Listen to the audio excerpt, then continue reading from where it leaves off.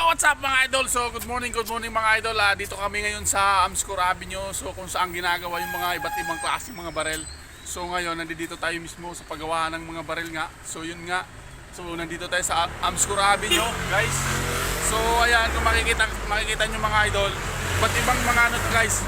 Kumbaga, parang pagandahan rin ng mga painting nila. Sila rin mismo mga empleyado yung gumawa nitong mga painting. Napakaganda, guys, sobra. Ayan, oh. Hanggang doon yan sa mga dulo sa dulo, guys. So, ito yung kasama ko. Ito yung kasama ko, naka-uniform siyang Amscor nga. So ang Amscor kasi dito sa sikat na factory. So yan, napakaganda. Tayo gumawa sa mga box nila. At saka ang box ng bala ng Amscor kami yung nagpe-print, kaya dito kami napunta. So ayan, binisita namin dito. Napakaganda, guys, ng mga printing na, guys. So ayan, guys, kung makikita nyo, napakaganda ng mga painting nila.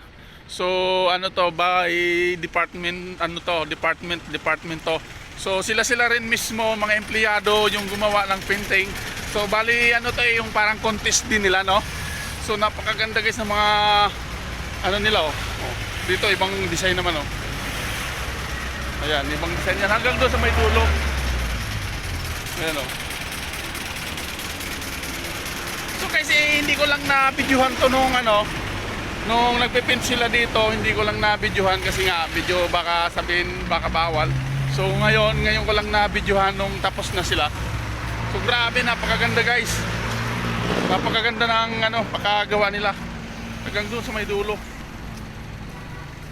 Yan, oh.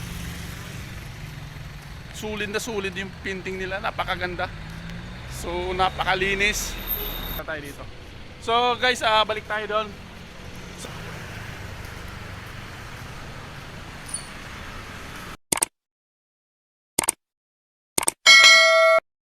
At ayan nga mga idol, ang dami nila dito mga nagdi-date dito. At saka yun na, binalikan natin yung Amscor na kanina yung nabanggit ko dun kanina. So ayan, maraming nagpapapicture dito.